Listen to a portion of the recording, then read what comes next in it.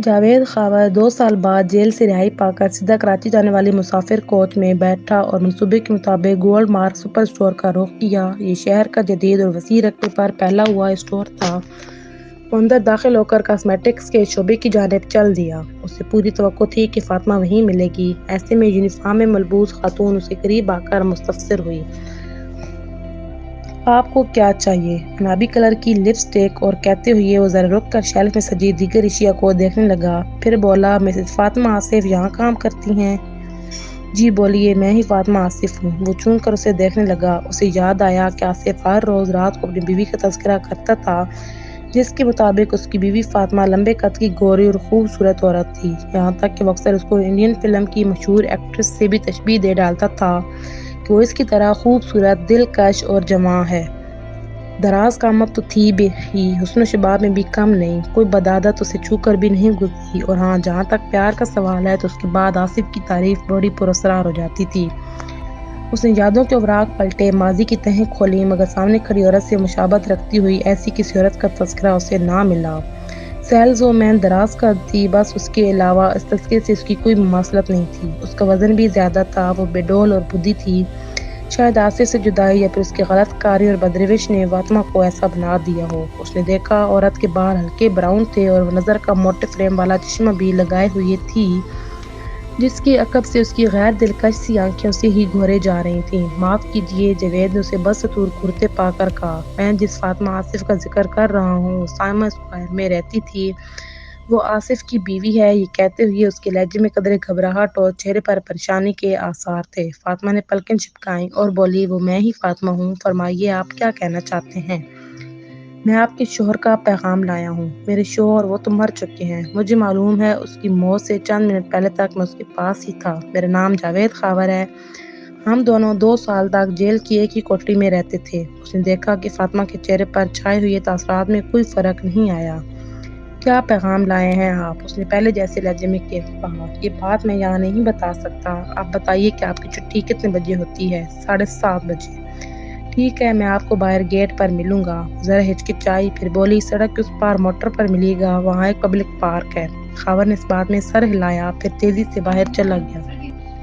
آصف نے اپنی بیوی فاطمہ کے بارے میں جو کچھ اسے بتایا تھا، اس مد نظر رکھتے ہوئے کچھ اور ہی سوچے ہوئے تھا۔ اس نے سوچا تھا کہ وہ آصف کی خوبصورت بیوہ سے پوشیدہ دولت کے بارے میں بات کرے گا اور اس سے شادی کر کے دھوم مچا دے گا۔ تاہم اسے افسوس تھا کہ اس کا وہ پلان اب مٹی میں مل چکا تھا۔ اس موٹی بے وقوف سی عورت کو حاصل کرنے کی اسے ذرا بھی تمنا نہیں تھی۔ جاوید سوچتا رہا کہ آصف 2 سال تک اپنی بیوی کے بارے میں جھوٹ بولتا رہا۔ پھر یکایک اس کی سمجھ میں آ گیا، یقیناً آصف نے اپنی کسی ایسی خوبصورت محبوبہ کا ایک حسین تصوراتی خاکہ اپنے دماغ میں بٹھا لیا تھا جس سے اس کی شادی نہ ہو سکی ہوگی۔ پھر بھی جاوید کو امید تھی کہ آصف کی 1.5 کروڑ والی بات صحیح ہوگی۔ تاہم اس نے سوچ رکھا تھا کہ اس کی بیوہ فاطمہ سے اس طرح سے بات کرے گا کہ وہ اس سے خوف زدہ نہ ہو۔ فاطمہ جب پبلک پارک میں اس سے ملی تو اس وقت وہاں اندھیرا چھا چکا تھا، اور یہ جاوید خاور کے حق میں اچھا تھا کیونکہ اندھیرے کی وجہ سے کوئی انہیں اکٹھے نہیں دیکھ سکتا تھا۔ دونوں ایک بینچ پر بیٹھے ہوئے تھے۔ آصف نے مجھے تمہارے بارے میں بہت کچھ بتایا تھا، اس نے ہولے سے کہنا شروع کیا۔ آپ کے بارے میں بھی انہوں نے بہت کچھ لکھا تھا اپنے خطوط میں۔ وہ بھی اس لہجے میں بولی۔ ان کا خیال تھا کہ آپ ان کے بہت اچھے دوست ہیں۔ مجھے اس بات کی بہت خوشی ہے۔ آصف کے بارے میں میرے بھی خیالات بہت اچھے ہیں۔ دراصل اس جیسے شخص کو اس کوٹری میں قید ہی نہیں کرنا چاہیے تھا۔ یہی خیال ان کا آپ کے بارے میں بھی تھا۔ فاطمہ نے لقمہ دیا۔ ہم دونوں بدقسمتی سے پکڑ لیے گئے تھے۔ میں اس کے بارے میں کچھ بھی نہیں جانتا تھا۔ میں ان دنوں معاشی مسائل میں گھرا ہوا تھا، کھانے کو پھوٹی کوڑی نہیں تھی میرے پاس۔ میں بھی آصف کے ساتھ اس فیکٹری میں کام کرتا تھا۔ سارا فساد بریف کیس سے شروع ہوا تھا جو اس نے سلیم شاہ سے چھینا تھا، جو اس دفتر کا کیشیئر تھا۔ اس میں تنخواہوں کی خطیر رقم تھی، تقریباً 1.5 کروڑ روپے۔ چونکہ میں آصف کا کلوز فرینڈ تھا، اس لیے شبہ کی بنیاد پر مجھے بھی پولیس کے حوالے کیا گیا۔ میرا آگے پیچھے کوئی نہیں تھا۔ فیکٹری کا مالک اثر و رسوخ والا آدمی تھا، چنانچہ مجھے بھی 2 سال کی سزا ہو گئی۔ آصف نے اس بارے میں لکھا تھا، تمہارے ساتھ بھی بہت برا سلوک کیا گیا۔ ایسا ہی برا سلوک تو اس کے ساتھ بھی کیا گیا تھا۔ جاوید کے لہجے میں نرمی عود آئی تھی۔ جو اس کے مطابق اس ڈرامے کو کامیاب بنانے کے لیے ضروری تھی۔ آگے بولا، وہ بیچارہ تو بہت سیدھا آدمی تھا، جبکہ سلیم شاہ اس کا دوست بھی تھا۔ وہ اسے ہلاک نہیں کرنا چاہتا تھا، مگر ایسے کاموں میں کچھ بھی ہو سکتا ہے۔ کئی کڑوے گھونٹ پینے ہی پڑتے ہیں۔ خیر، آصف نے اپنے دفتر کے کیشیئر کی لاش کو اس طرح ٹھکانے لگایا کہ پولیس اسے برآمد ہی نہ کر پائی۔ یہ کوئی آسان کام نہ تھا۔ سلیم شاہ کی لاش اب تک نہیں ملی نا؟ کیوں فاطمہ؟ کہتے ہوئے اس نے چالاکی سے پوچھ بھی لیا۔ ان واقعات کا ذکر ہی نہ کریں تو بہتر ہے، وہ ہولے سے بولی۔ میں جانتا ہوں کہ تمہیں ان کی یاد سے دکھ ہوتا ہوگا، بڑی رسانیت سے کہتے ہوئے اس نے فاطمہ کا ہاتھ اپنے ہاتھ میں لے لیا تھا۔ فاطمہ کی موٹی ہتھیلی پسینے سے تر بتر تھی۔ اس نے ہاتھ چھڑانے کی کوشش نہیں کی۔ گوشت کے ٹکڑے کی طرح فاطمہ کا ہاتھ جاوید کے ہاتھ میں ہی رکھا رہا۔ خاور نے پھر کہا، حالات سے ہی محسوس ہوتا تھا کہ آصف کو پھنسایا گیا تھا۔ فاطمہ بولی، حالانکہ اس دوپہر آصف نے سلیم شاہ کو اپنی کار میں لفٹ بھی دی تھی۔ سلیم دفتر کے ملازمین کی تنخواہوں کا روپیہ لے کر بینک سے واپس آ رہا تھا۔ اس کی اپنی کار راستے میں خراب ہو گئی تھی اور اتفاقاً ہی آصف مل گیا۔ سلیم اس کی کار میں آیا تھا۔ بس اس قدر معلومات پولیس کے لیے کافی تھیں۔ آصف کے کپڑوں پر لگا ہوا خون دھلنے بھی نہ پایا تھا کہ پولیس نے آ کر اسے گرفتار کر لیا۔ بچاؤ کا اس کے پاس کوئی ثبوت نہیں تھا۔ میں نے بہت بتایا کہ وہ سارا دن گھر پر ہی رہا تھا، مگر میری کسی نے نہیں سنی ہی نہیں، اور اسے 10 سال کی قید سزا دے دی گئی۔ مگر یہ اس نے کبھی نہیں بتایا کہ سلیم شاہ کی لاش اس نے کہاں ٹھکانے لگائی تھی، اور نہ ہی یہ کہ وہ رقم کہاں چھپائی تھی۔ اس دھندلکے میں بھی جاوید نے دیکھ لیا کہ فاطمہ نے اس بات پہ اپنے سر کو جنبش دی تھی۔ تم ٹھیک کہتے ہو، میرا خیال ہے کہ پولیس والوں نے آصف کو مارا پیٹا بھی کافی تھا، مگر یہ باتیں اس نے پولیس کو نہیں بتائیں۔ خاور ایک لمحہ خاموش رہا، پھر سگریٹ سلگا کر ایک گہرا کش لیا اور بولا، کیا یہ باتیں اس نے کبھی تمہیں نہیں بتائی تھیں؟ تمہارا کیا خیال ہے؟ وہ بھرائی ہوئی آواز میں بولی، مجھے انہی باتوں اور بدنامی کی وجہ سے ہی تو اپنا اپارٹمنٹ چھوڑنا پڑا تھا۔ ہر کوئی مجھے ایک مجرم اور قاتل کی بیوی ہونے کا طعنہ دیتا تھا۔ اب گزشتہ 2 سال سے میں اس سپر اسٹاپ پر بڑی مشکلوں سے ملنے والی یہ نوکری کر رہی ہوں۔ ان سب باتوں کو دیکھتے ہوئے تم کیا سمجھتے ہو کہ مجھے اس بارے میں کچھ نہیں معلوم ہوگا؟ میں تو ایسے حالات سے گزر رہی ہوں کہ نہ رو پاتی ہوں نہ ہنس سکتی ہوں۔ جاوید نے جلدی سے عجلت سگریٹ پھینک دیا۔ اندھیرے میں کتنی دیر تک سلگتے ہوئے سگریٹ کی لال لال نوک چمکتی رہی۔ اس نے اسی طرف دیکھتے ہوئے اب مقصد کی بات کی طرف آتے ہوئے کہا، اچھا فاطمہ، اگر وہ روپے تمہیں مل جائیں تم ان کا کیا کرو گی؟ کیا اسے پولیس کے حوالے کر دو گی؟ فاطمہ نے کھنگار کر اپنا گلا صاف کیا، پھر بولی، کس لیے؟ کیا اس لیے کہ پولیس نے میرے شوہر کو جیل میں سڑا کر مارا ہے؟ وہ روپیہ انہیں دے کر میں ان کا شکریہ ادا کروں؟ مجھے اطلاع دی گئی تھی کہ نمونیا کے شدید حملے سے اس کی موت واقع ہو گئی، مگر میں جانتی ہوں کہ کیسا ہوتا ہے ان جیلوں کا نمونیا اور ماحول۔ اس کی آواز بھرانے لگی تھی۔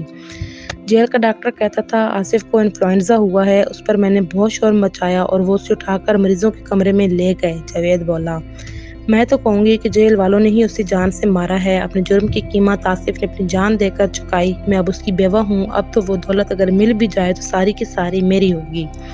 ہماری کہو، ہماری۔ جاوید بولا تو اس کے ہاتھ میں موجود فاطمہ کی انگلیاں کس سی گئیں۔ اس کے ناخن جاوید کو اپنی ہتھیلی میں گرتے ہوئے محسوس ہوئے۔ پھر وہ آہستہ سے بولی، کیا آصف نے تمہیں بتایا کہ وہ دولت اس نے کہاں چھپائی تھی؟ ہاں، بتایا تو تھا، جاوید دانستہ گم گو لہجے میں بولا۔ جب وہ لوگ اسے کوٹڑی لے جانے لگے تو اس کی حالت بہت نازک تھی۔ اس حالت میں وہ زیادہ بات تو نہیں کر سکتا تھا، مگر مجھے کچھ اشارہ مل گیا۔ میں نے سوچا جیل سے رہا ہونے کے بعد تم سے مل کر اس پوشیدہ دولت کا پتہ لگا سکوں گا۔ اس نے بتایا تھا کہ 1.5 کروڑ کی خطیر رقم ہے۔ اگر ہم اس کا نصف بھی کر لیں تو 75 لاکھ سے کم رقم نہیں ہوتی۔ اگر تم جانتی ہو کہ وہ رقم کہاں ہے تو اس طرح اشاروں کنایوں میں کیوں بات کر رہے ہو؟ صاف صاف کیوں نہیں کہہ دیتے؟ فاطمہ نے قدرے جھنجھلا کر کہا۔ جاوید نے بات صاف کرتے ہوئے کہا، مجھے جو اشارہ ملا ہے اسے سمجھنے کے لیے مجھے تمہاری مدد کی ضرورت ہے، پھر ہم ساتھ ساتھ اس رقم کی کھوج لگائیں گے۔ میں یہاں اجنبی ہوں، اگر میں اس رقم کے لیے بھاگ دوڑ کروں گا تو لوگ خواہ مخواہ مجھ پر ہی شک کریں گے، لیکن اگر تم میری مدد کرو گی تو شبے کی کوئی گنجائش نہ ہوگی، اور یہ بھی ممکن ہے کہ ہمیں اس رقم کا پتہ جلد ہی چل جائے۔ اچھا، تو نصف کی بات پکی ہے؟ فاطمہ نے کچھ سوچتے ہوئے کہا۔ جلتا ہوا سگریٹ کا ٹکڑا اب بھی راکھ میں دبی چنگاری کی طرح چمک رہا تھا۔ جاوید اس کی طرف دیکھتے ہوئے بولا، پکی کیا؟ تم جانتی ہو کہ آصف اور میرے درمیان کتنی گہری چنتی تھی؟ وہ ہر وقت تمہارا ذکر کرتا رہتا تھا۔ کچھ دنوں بعد ہی مجھے ایسا محسوس ہونے لگا جیسے میں بھی تمہیں اچھی طرح جانتا ہوں۔ جتنا آصف تمہیں جانتا تھا، میں تمہیں اور بھی قریب سے جاننا اور سمجھنا چاہتا ہوں۔ جاوید کا لہجہ دھیما ہی تھا، فاطمہ کے ناخن اسے پھر اپنی ہتھیلی پر چبھتے ہوئے محسوس ہوئے۔ اس نے اس بار بھی فاطمہ کا ہاتھ آہستہ سے دبا دیا، پھر کہا، فاطمہ، معلوم نہیں کہ تم کیسا سمجھ سکتی ہو، تم ایک ایسا آدمی مجھے خیال کرو گی، مگر میں 2 سال قید رہا ہوں جیل کی کوٹری میں۔ کیا تم سمجھ سکتی ہو کہ 2 سال تک عورت کی قربت سے دور رہنا ایک مرد کے لیے کیسا ہوتا ہے؟ میں نے بھی تو 2 سال بالکل تنہا بسر کیے ہیں۔ میں تم سے دوبارہ کب ملوں؟ میرا مطلب ہے، مگر جاوید لہجے میں محبت بھری نرمی سموتے ہوئے بولا، تم میرے ساتھ ہی چلو۔ جب رقم نصف نصف طے ہو گئی ہے تو پھر دوسری دوری کیسی؟ جاوید کو اپنا دل خوشیوں سے بلیوں کی طرح اچھلتا محسوس ہونے لگا۔ جو بات وہ کہنا چاہتا تھا وہ فاطمہ نے خود کہہ کر اس کی پلاننگ کو گویا حتمی شکل دے ڈالی۔ تم نے بالکل صحیح سوچا، میں تیار ہوں، اس نے فوراً کہا اور دونوں اٹھ کر کھڑے ہوئے۔ ایک بس میں سوار ہو کر اپارٹمنٹ میں پہنچے۔ فاطمہ یہاں اکیلی رہتی تھی۔ یہ 2 کمروں کا چھوٹا فلیٹ تھا جو سالوں پرانا تھا۔ دونوں ہی تھکے ہوئے تھے۔ فاطمہ بیڈ پر سو گئی اور جاوید زمین پر چادر بچھا کر لیٹ گیا۔ اس کا دل تیزی سے دھڑک رہا تھا۔ سب کچھ اس کی منصوبہ بندی کے مطابق ہو رہا تھا، بلکہ اس نے اندازہ لگایا کہ کچھ زیادہ ہی جلدی ہو رہا ہے۔ ایسا ہی ہوتا ہے، جب تقدیر مہربان ہو تو راہیں آسان ہونے لگتی ہیں۔ ایک بات کا تو اس نے اندازہ لگا ہی لیا تھا کہ فاطمہ کو ابھی تک وہ دولت نہیں ملی ہے، ورنہ بھلا وہ اس سڑے اور کابک جیسے چھوٹے فلیٹ میں کیوں رہ رہی ہوتی۔ تاہم اب بھی اس نے جلد بازی سے کام نہ لینے کا فیصلہ کیا تھا، کیونکہ پچھلی بار اس نے سوچا تھا کہ وہ نوٹوں سے بھرے سوٹ کیس کو لے کر رکبی دروازے سے نکل جائے گا، مگر اس کی امید کے برخلاف رکبی دروازے پر پولیس کانسٹیبل مل گیا تھا اور وہ پریشانی میں پھنس گیا تھا۔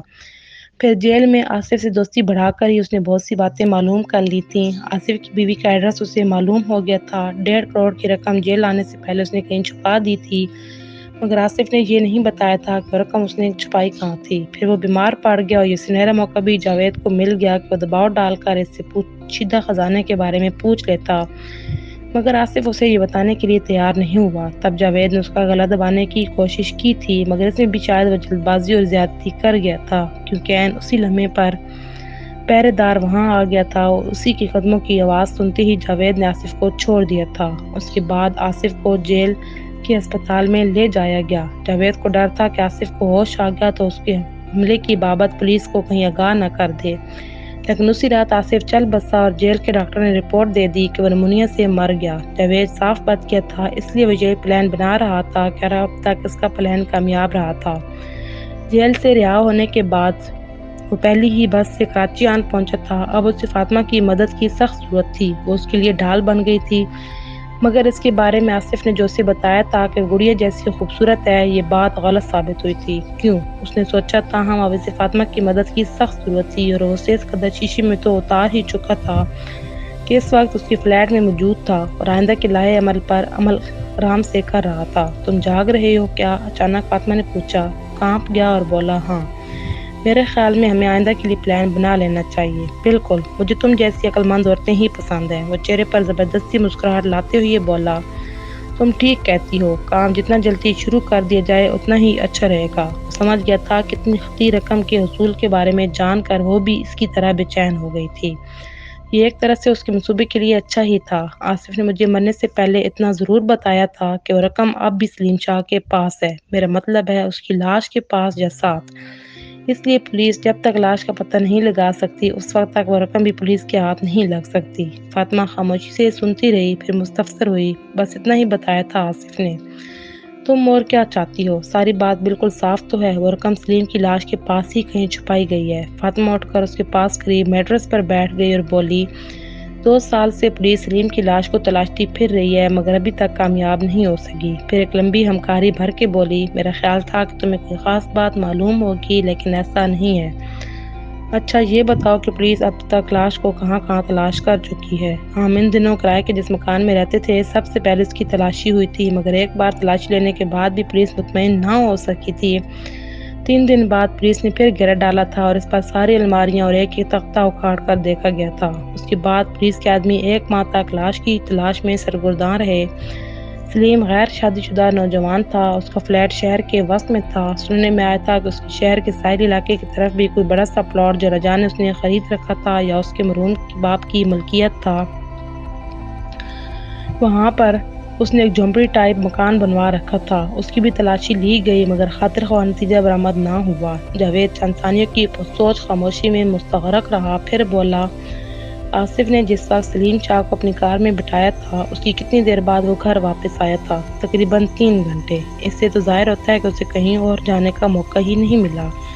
یقیناً یہیں آس پاس ہی اس نے سلیم شاہ کی لاش کو چھپایا ہوگا۔ پھر ذرا وقت کے بعد وہ بولا، اچھا تم ذرا اپنے ذہن پر زور دے کر بتاؤ، کیا واقعی سلیم کی آصف کے ساتھ دوستی تھی؟ ہاں، میں نے ان میں ہمیشہ گہری دوستی دیکھی، فاطمہ جواب میں بولی۔ وہ دونوں ہم نوالہ اور ہم پیالہ تھے۔